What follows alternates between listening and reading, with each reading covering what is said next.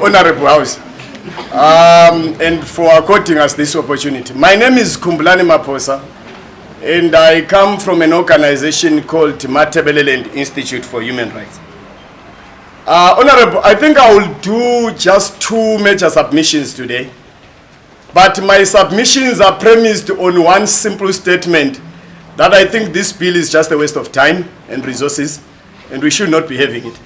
Then I will then say some of the things that makes the bill fall short, which then should make the House, the Parliament, throw away this bill and ask the executive to reconsider it and draft it afresh.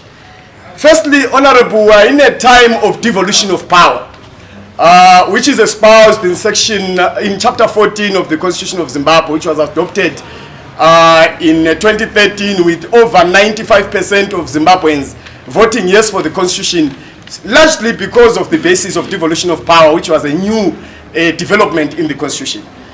And it's so embarrassing and so disappointing that this bill is silent on devolving the powers of the registrar that is supposed to be created. For instance, in section 3 of this bill, which is part 2, it talks about the office of the registrar, but it then doesn't mandate this registrar with the mandate to devolve the offices into provinces and districts of Zimbabwe.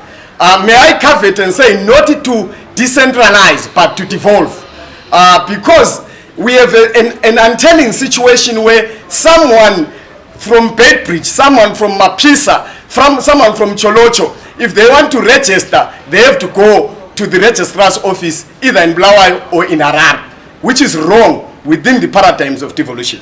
That's the first thing. So for that reason, this bill should just be thrown away. Then the second thing, Honorable, is the issue that while the bill has created an office of the registrar, who is supposed to be seen to be administering the affairs and the performance of PVOs, there is a section that is so disappointing, which I feel was done emotionally, which is a section that brings back the minister. It then gives the minister the power. I'm trying to locate it so that I quote the actual section for you. It then gives the minister, right, that is section 9, topic 9, subsection 21, suspension of executive committee. It then gives minister the power to act as the policeman, the judge, without any recourse that is done by the PVOs. Right? Why did this bill not say if an abnormality is seen, it should be seen by the registrar? And then it is the registrar who is supposed to suspend people. Then the ones that are suspended can then appeal to the minister. But now if it's the minister who is the final arbiter, who is the one suspending, who do you appeal to? Number 2 on that is that the bill has a clause in that section which says even if the matter is appealed at the High Court, before the High Court can determine, the suspension of the minister continues and he appoints his own people. Then that means, then this minister is the law unto himself or herself. Right? It means the issue of separation of powers has fallen off. The bill should have created a scenario where if I challenge something before the court, it can't go ahead because it's challenged at the court. That's the precedence of the laws of Zimbabwe. Maybe my last issue, Honorable, is that we have heard the children's bill that came some years back. We heard the bill on businesses that came. We had the bill on marriages that came.